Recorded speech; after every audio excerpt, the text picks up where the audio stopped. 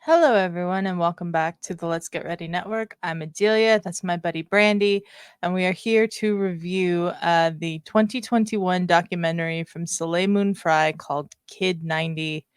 This was pretty powerful to watch. Oh, yeah. Brandi, what did you think? Oh, I agree. It was very powerful to watch. She is an artist. That's what they kept saying. They're like, you're an artist. She recorded a lot of her video, a lot of her stuff in her teen years, and everybody she grew up with. And there's a lot of celebrities in there. You wouldn't think, because they all knew each other, because they all grew up in Hollywood. Yeah, So they all knew each other, and all the partying and all the getting together and being friends. And she recorded everything, so she had all these tapes, and she hadn't opened them and viewed them for over 20 years. She said, like, over yeah. 20 years. And then she went back and was watching some of them, and then made this documentary about it called Kid 90. It's growing up in the 90s, which a lot of it, yeah, like, I grew up in the 90s also. Like, my So did I. graduating year was 98. Like, so seeing some of this kind of brought back some memories of things, friends that we grew up with. Some of them aren't here anymore for different hmm reasons. She had lost quite a few friends to for different reasons also, and I totally relate to that, because I was looking at my yearbook from 98, and I'm like, that one's not here anymore, that one's not here anymore. Like, what would they be now? Like, who would they be? Would we still be friends? I mean, we were still friends Yeah, when we were younger. There was, so I just was looking through books, and like she said, do we remember things like we were, like, did they really happen the way we remembered them? And hmm going back on things was like, one of the guys, like, yeah, I think that you do remember things. You tell your story. If you want to make yourself the hero of the story, it's how you view it. It's your story to tell. And it showed all different, like, growing up. She grew up, and she started developing at an early age, and then, like, she was the cute kid, Clunky Brewster. And then they started looking at her differently, and then guys were, like, staring at her boobs, and she was like 15, like, so she didn't feel good about herself, because she think that's all everybody was looking at was because of her boobs and stuff. And she never felt like they were looking at her. So she got a boob yeah, reduction. She went to surgery. She did that for herself. She felt better that she did that. And I fully, if you need to do some stuff to make yourself feel better in any way that, possible, then I have no problems with that. That's your decision, and then that's your life. absolutely. Mm-hmm. There's something she said, the very first thing that she said in this documentary, I wrote it down, was that it's fascinating to go back and have a chronological blueprint of being a teenager in the 90s. Mm-hmm. And that's really what this was. She filmed everything. Mm-hmm. Mm-hmm. And I mean, like, up to and including being in the hospital waiting to have her breast reduction surgery. Mm-hmm. Like, she filmed everything. And it was really fascinating to get this look back at what her life was like in the 90s. Mm-hmm. Because, her life, by nature of her being in Hollywood and an actress, was going to be different than my life. But there was a lot that I related to in this. Mm-hmm.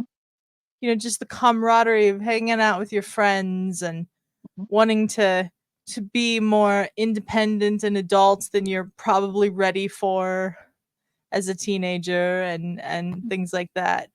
Some of the people she talked to in this documentary include Brian Austin Green, Mark Paul Gosselaar, Stephen Dorff, um, David Arquette. uh, David Arquette, Balthazar Getty, Jennifer Danny Lewis. Boy O'Connor, Mm-hmm. uh, just like a host of names that were really popular in the 90s. Mm-hmm. And just She was with Charlie Sheen, and then some of she was them, just with Charlie Sheen. Jonathan Brandis.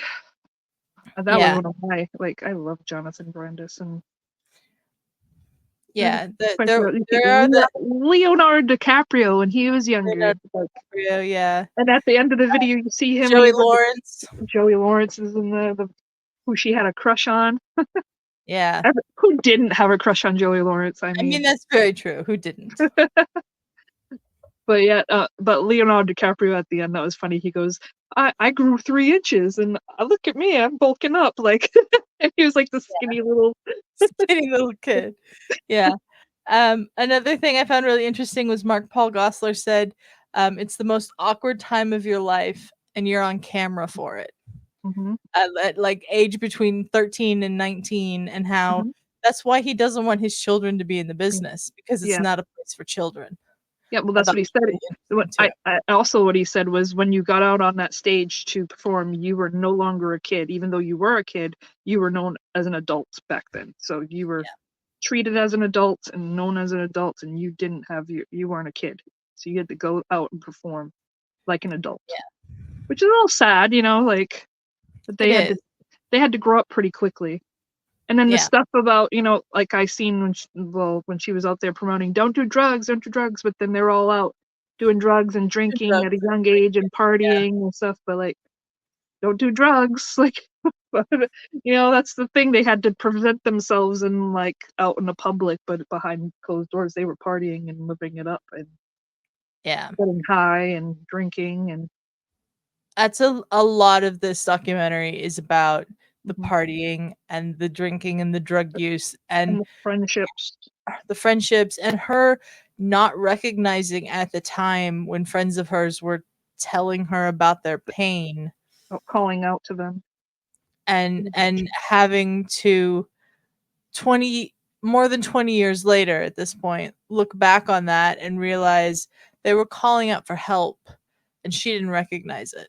Mhm, And she talks about how she has all this guilt that she didn't know she was carrying now. mhm, mhm, And that's really powerful to me, that you can look back on something and see the signs in retrospect. I mean, I'm that way about a lot of things, mhm, about myself, about other people I've known. mhm, And um, a lot of this documentary was about they were having fun and it was supposed to be free and everything. mhm, But a lot of the people she was around, she lost. mhm, and they had a And lot of this is pain. this is dedicated to 8 people at the end. Mhm, Jonathan Brandis is one of them, Sean Carcina is one of them, who Underdwarf. all Andrew Dorff, Stephen Dorff's brother, who all unfortunately died too soon, Mhm, and you could just feel the pain in her voice when she's speaking about them. mhm, mhm, It's and they're just really powerful. yeah, and then to go back and see stuff that, you really had these deep connections with people, then you had that falling away, and then getting back with them, um, what was his name? Uh, Danny Boy O'Connor. Danny Boyle O'Connor, yeah, and then just be like she's like, "Was it real?" And he's like, "Yeah, it was real." He goes, "But you luckily got away from it before you saw how bad it could have gotten worse." He did, I guess, get worse, but she was away from that, and she didn't see that part of him. Yeah, he says that she got off at the tip of the iceberg, and Mhm. he dealt with it, and he said he's lucky to be Yeah, alive, life. Mhm. and I think a lot of them might feel that way. Oh, yeah. David Arquette talked Mhm. about doing a whole bunch of drugs, but that he didn't do it all strung out. He'd take breaks, and he said Mhm. it wasn't an excuse for doing it. It's just probably what kept him alive, Mhm. is that he didn't turn into a complete Drug depending addict. on it Mhm. addict. Mhm. And there was I didn't know that I expected this to be about that Mhm. as much as it was, but looking on it in retrospect, it makes perfect sense that Mhm. so much of this documentary was focused on, I met this person and we partied and then they died. Mhm. And she hadn't dealt with it Mhm. necessarily in some cases. Mhm. And like they were her friends, they were her family. She had an upbringing that was very loving. She made Mhm. that clear, but certainly didn't seem to be the most stable thing in the world sometimes. Mhm. Her father's around, but not always there, and um, Her brother pretty much raised her. her brother pretty much raised her, um, and just those of them who made it out of that situation and have survived, it Someone spoke, yeah, should get someone spoke that her family, like, they wanted to go to her house for, like, it felt comfortable, like a yeah. safe place, whereas I other think that was people. Brian Austin Green Mhm. spoke about that. Yeah, whereas his house wasn't like that. It was a Viator, you know, and there was one, Jonathan Brandis was one of the voice message. He's like, "Can I come to your house for uh, Thanksgiving or Christmas or something?" It was one of those Yeah, holidays. He's like, a "Can I come over?" holiday. Yeah, one of the holidays. Like, "Can I come over to your house?" And who knows if he didn't have like a bad family, like we don't Yeah, know why he was like, "Can I?" It almost sounded like he was begging, like, "Can I come to your house?" Like that's what it kind of yeah. almost like the way his voice was in the message. A lot of them, she kept everything. Like, I mean, she kept her voice, her answer machine voice messages. She kept Back those. in the back in the day when they actually recorded The on a tape. little tiny cassette in your answering machine attached to your phone. Kids, ask your parents what that means. Um, uh, uh, she kept the tapes, she had all the voicemails, she had, like, recorded conversations with people. Hmm. I don't know how we quite got those. All the videotapes that she took, she kept every diary, she had letters, she had photos, like, it was like, I don't know where She, she stored this for 20 years. she documented everything. When I mean Yeah, everything, I was amazed that she wrote letters to herself at 15 years old to like, yeah, who are you at 18, 17, 18, when you're older, like, where are we now? Like, I was like, what? She's writing like this at 15. I'm like, she is a great she's a very writer. talented writer. Oh, yes, a great writer, a great documenting everything. Like, she may not have known at that time, but someone did. Someone said you're an artist. Like, you record Yeah, everything. You're an artist. This is what you do. You're an artist. and I That. think she was a pretty good director too. I thought the Mhm, way that this all flowed together mhm, was really great, and I thought that the use of clips from the footage she filmed back in the 90s kind of got me at times because mhm, it's very jarring, some of it, mhm. but it's needed to make the point that is being made in this documentary. And I think that this is something that if you are a person who was a teenager in the 90s, you need Mhm. to watch this film. There was even one that they filmed her when she wasn't in the. She's like, "Don't film me." She's like, and the person behind the camera was like, "Why?" Like, we got to see Soleil and when she's not all happy and lucky and happy go lucky kind of attitude. Like, Yeah, you got to see the both sides of it. And we've seen a lot of the sides where she was like down and out and like upset with things and everything. Everything was recorded. Like, you would have think, what? Like, this is a movie. Like, but this was her life. This was her yeah, life. And I remember a few things. Like, I didn't record everything. I don't really have much pictures and stuff as a teenager, but like, yeah, I just have my memories of the stuff that we've done, like going out, and I did hang out with friends in high school and went to these parties, but I didn't partake in any of the drugs or the drinking and stuff. Like, I was just yeah, Brandy. I didn't. Everybody respected me. Like, they respect you for who you are. So, like, I just remember a lot of that. And I was like, I've been to parties like that, seeing all parties, different types of people, like, just hanging out. There was one point that in this thing that she was like, I don't remember. I wasn't drinking. I don't remember that. And he was like, well, you were like passed out on my porch. And he was like, oh, well, you were drinking in ginger ale. I'm like, she get roofied? Like, somebody Yeah, roofied her drink at these parties and she don't remember? And he's like, yeah, you kissed me. And she's like, no, I don't remember it that way. You kissed me. yeah, And then she talked about a very hard memory that she kind of kept away herself as she was raped. But she kind of put it down. She didn't tell anybody. She didn't tell her friends, her family, nothing. She kept it to herself. She wrote something down in her diary and just kept it in. And she was like, it wasn't me, like we don't blame ourselves, like we blame ourselves for it, but it's not our fault. yeah. She said something really that stuck with me when she was talking about that, which was, is it a memory or is it just a story we tell ourselves? Mm-hmm. And Mm-hmm. I think that that's one of the things that makes her having so much documentation of what happened so great is she knows it happened. Like, I don't have, like, hardly anything of me and my friends from when I was a teenager in the '90s. There's a couple of photos in a yearbook somewhere maybe, but that's it. And, there are some people, that I knew back then that are not with us anymore that I really wish I had that so that I could know for sure whether it's something that my mind is conjured up to make me feel better about everything or something that actually happened. Yeah, totally. I get that. I don't have much either.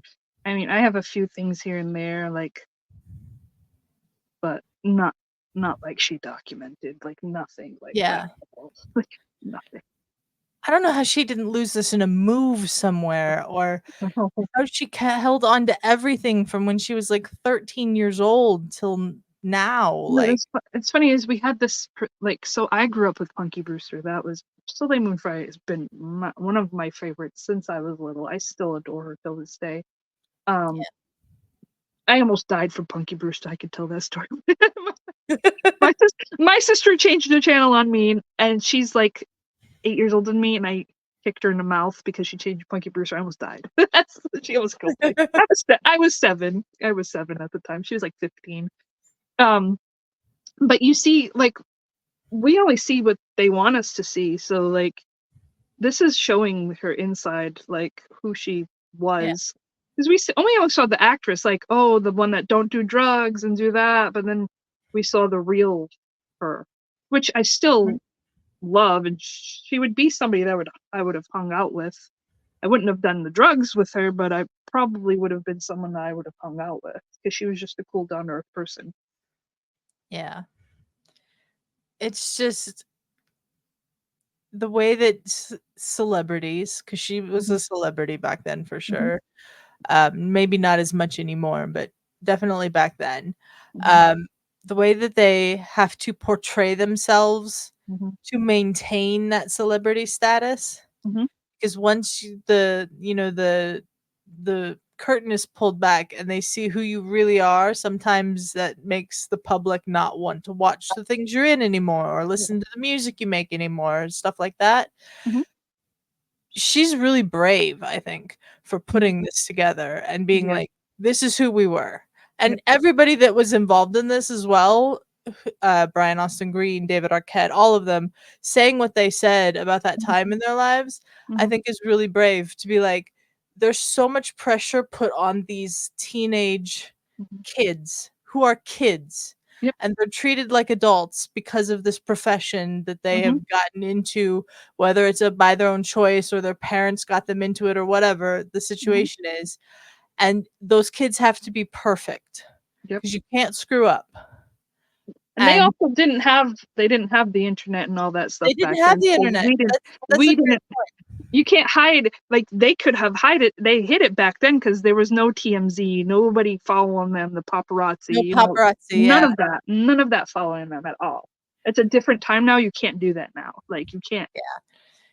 Getting into clubs as teenagers in LA, like, everybody would have had a camera phone on them now and being like, "Oh my god, Soleil Moon Frye and all of these people are at this club," and, like, they had a freedom that today's child actors don't have, They but also at the same child time actors now have more protection than what they did back in the day also. exactly the point I was about to make. The child actors now, there's, protections to keep them from the pressure and the abuse from social media and things like that that occur because people out there are dumbasses. And wasn't there like a publicist or something that called?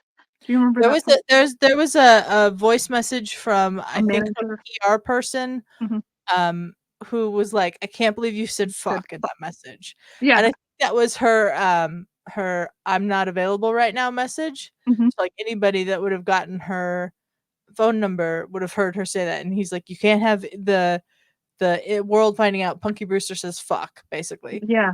And yeah, like, it's so insane to me. You Like had to these people maintain are that. allowed You had to maintain that image. You can't swear. You can't drink. You can't smoke. You can't do none of the stuff. You can't do anything. You yeah, have to maintain that. she talks a Different. lot in this about wanting to be taken seriously at her craft Mhm. and never feeling like she It was, was.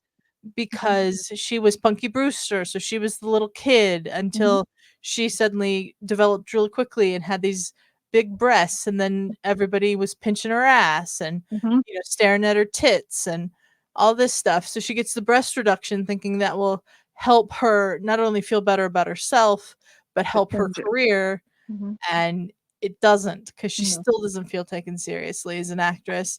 She Mhm. goes to New York, she goes to the actor's studio, and she Mhm. finally felt free on a Mhm. stage and Mhm. not in a Hollywood production. And I thought that was really interesting point, where it's like you get out of that Hollywood ecosystem and you might be able to find your place. She Mhm. catches up with Danny Boy O'Connor, who is in House of Pain. He's now living in Tulsa, Oklahoma. Mhm. It's, he's like, it's not the best place in the world, but it's where I need to be. Yep. She went to And New York to be yeah, taken seriously to go do her craft and stuff, and she fell into this group of skateboarders, Rastafari skateboarders, and they became her family. She didn't live in like the most glamorous place. She had like a little tiny tiny apartment. ass studio apartment. Yeah, a little apartment. She had a friend come with her, and they didn't even have a refrigerator at first. They did not have a fridge, and he goes, "Well, if we get a refrigerator, we won't have nowhere to put our trash barrel." Like, I was like, Yeah, "Wow!" And then they're like, "Look at the toilet," and I was like, "Oh my god, that's disgusting." But she was happy. horrible. She was so happy there, like happy and Still, free. yeah. She had a little futon on the floor, and she was like, "This is I belong. This And is where I need to and be." You know, the family of skateboarders, one of them was living in her in the closet. closet. Like, she found people she fit in with. Mhm. She found a place she felt she belonged, Mhm. and I can understand how after everything that she'd gone through in Hollywood, that she felt just free to be herself. Mhm. Because she was still at that point, Soleil Moon Frye wasn't necessarily headline news all the time anymore, the way she had been coming off of Punky Brewster, Mhm. and she could just do basically whatever she wanted, and like you said, didn't have the camera phones and the TMZ and the paparazzi chasing after her, Mhm. because that didn't really exist yet. Nope. Nope, it didn't. And she found a place where she belonged with this group of people that just Yeah. accepted her. And it was and pretty and cool. one of the skateboarders is in this, and he said some really lovely things about how he understood that, like, if he was a teenager who'd come to New York City at Mhm. 18, he With probably would have been wide-eyed. wide-eyed with Mhm. wonder about everything around him too. Mhm. And I thought it was great that we got a perspective of theirs as well in Yeah. in this present day, Mhm. um, on everything that they'd gone through. Yeah. This was a very good documentary. I'm glad that we got to watch this together and just Yeah. experience this, and it triggered my own stuff. Actually, just recently, a friend that I grew up with in my teen years, she's just come back into my life. I mean, we had a little, kind of growing apart, and then something that happened, which another one of our friends' mothers passed away, kind of connected all three of us back together again. And we were like the three amigos doing a lot of things, going places. And I was like, remember when we just decided to go in your death trap of a Jeep and just drive to the tip of Massachusetts, P-Town? Like, where I live, live near Rhode Island. So we just decided we're going to take Route 6 all the way up to P-Town just because at like 2 in the morning. Yeah. Like, just stuff like that. We just randomly, like having a good time, being carefree, not worrying about the world. That was our time back then. And Yeah. we got to see, thank you, Soleil, for showing us your side and triggering memories for us that we may have forgotten about, that were locked away in our vault in our head. And it was really good. I mean, we've all gone through the pain, and we're teenagers, we're growing up, we don't know how to deal with the world. Like, we Yeah. all our hormones are gone all over the place. Like, how are we supposed to? And we just grew up the best that we could. Absolutely. Mm-hmm. So, Brandi, any final thoughts?